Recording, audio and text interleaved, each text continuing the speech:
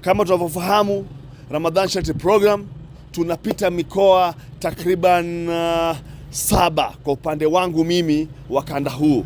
Huwa tunafika mkoa wa Dodoma, Manyara, Singida, Tabora, Shinyanga, Mwanza, na tunafika na Kigoma na Arusha na Dar es Salaam kwa kuanza. Unaona, maana huwa tunapokea tende pale, ndio tunaanzia pale, alafu tunaanza kuingia katika mikoa mengine, na ni takriban miaka 7 na zaidi tunafanya kazi hii ya kufikisha tende kwa waumini, na ni sadaka.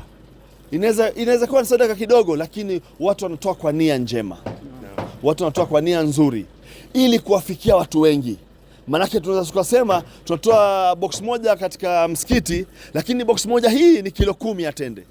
Ikitumika taratibu polepole vizuri, inaweza kasukuma hata siku 10 ya Ramadhani. Unaona? Kwa hiyo na tunataka tufikie watu wengi zaidi.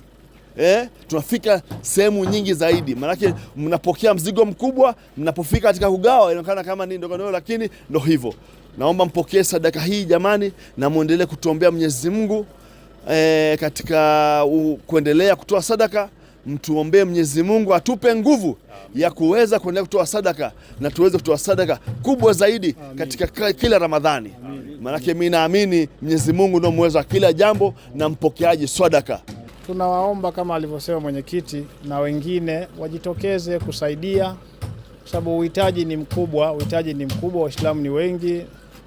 Kuna wengine kipindi hiki wanafunga kwa sababu tu ya ile imani kwamba ni faradhi, ni wajibu, Mwenyezi Mungu amewajibisha, lakini anakuwa hajui iftari yake, daku yake, yani kwa ujumla Ramadhani yake ataendesha vipi. Kwa hiyo inshallah tunaomba mataasisi na watu wengine wenye uwezo wa kusaidia pia waliangalie hili, waweze kusaidia watu mbalimbali, maimamu, maustadhi, mawajane, mayatima na wale wote wasiojiweza, ili waweze kufurahia ibada yao. Yani wasifanye ibada wakajuta kwamba kwa nini tunafunga, wakaona ibada kuwa ni ngumu kwa sababu ya ule ugumu wa maisha, hali ya kuwa watu wa kuweza kusaidia wapo.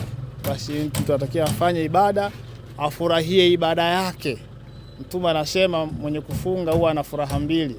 Furaha ya kwanza ni kuingia peponi, lakini furaha ya pili ni pale anapofuturu. Kwa hiyo furaha ile itapatikana pale anapofuturu kama atapata chakula ambacho ni kizuri, zikiwemo tende, kisha akapata chakula cha maana cha kuaminika. Furaha ya mtu huyu huwa inazidi. Kwa hiyo kwa haya nawaombea kheri sana wale wote waliotoa sadaka hii.